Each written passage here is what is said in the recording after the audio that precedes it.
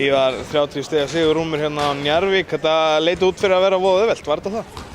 Nei, þetta var ekkert auðvelt. Þetta var náttúrulega, vörnin var frábær og sóknarleikurinn okkar var líka frábær. Þannig að, þú veist, leið og slakar á líka móti Njarðvík. Þeir eru fljótir að negla niður einhverjum þristum. En við bara gáfum þeim aldrei séns á því og við stoppum útlendinga þeirra sem að svona sóknarleikur þeirra hefur dálítið farið mikið í gegnum. Og við alveg átum hann í þessu leik og stóru mennirnir mínir voru bara gríðarlega líkamlega sterkir á hann og hann svona eiginlega bara bakkaði frá þeim. Þú fær náttúrulega framlag frá öllum leikmönnum sem kom inn á hérna í kvöld. Það hlýtur að vera svona ákveðið lúxusvandamál fyrir þig. Já, ég náttúrulega búinn að segja það að við erum í gríðarlega breidd og það þarf að gefa þessum mönnum tíma og við gátum hvílt Kára í líka 1,5 leikluta hérna í seinni hálfleik og hérna hann stjórnaði liðinu eins og ég veit ekki, hann var stórkostlegur hvernig hann stjórnaði okkur og með hans stjórn og fengum við þetta óeigingirni í sóknarleikinn að það var alltaf þessu aukasending sem var að koma og það var alveg sem hver það var, menn voru bara að hugsa liðið og alveg saman skor, við sjáum það á stigatöflunni að skor að dreifast mjög vel. Talaðu við Emil áðan, þetta er 10. stigið ykkar með þessu sigur í dag sem þið fáið í deildinni, þið fengu 10. stigið einhvern veginn í febrúar-mars í fyrra. Hver sérðu muninn á liðunum?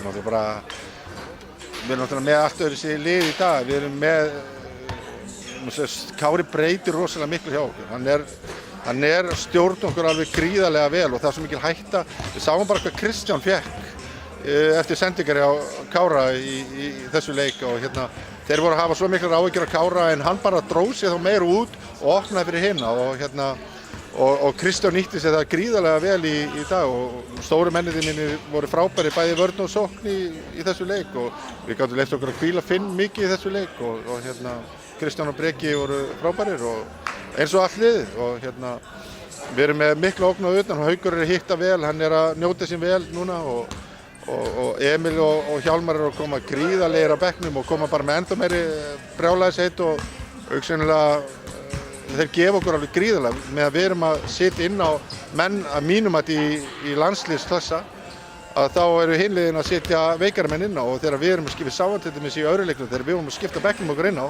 þá stútuðum við og þannig að það var bara munurinn, við vorum að fá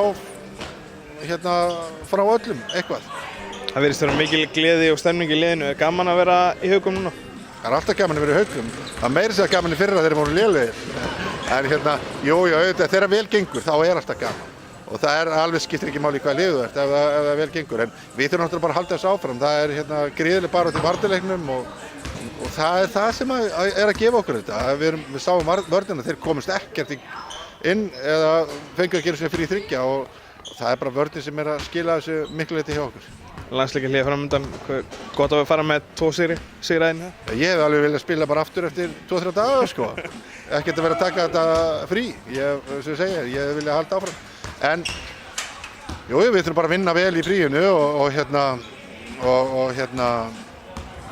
landsliðsþjálfarinn var hérna á leiknum og hann hefur örugglega séð einhverja stráka núna sem hann getur tekið inn í næsta hópa því mér finnst við vera með það gott lið að ég vil sjá leikmennarna fleiri frá mér í 12 manna liði en það kemur vonandi, þetta ungi strákar og það kemur. Rétt í lokin, Kári að fara út í sitt fyrsta svona alvöru landsleikjaverkefni. Er þetta ekki staður sem hann á heima? Jú, þú sást það nú bara og þú sér bara hvað einn maður búinn að breyta líka miklu hjá okkur og hann bara svo klár, hann svo klókur og þannig að ég hef nú ekki trú á öðru en að hann eigi eftir að spila þarna stórt hlutverk.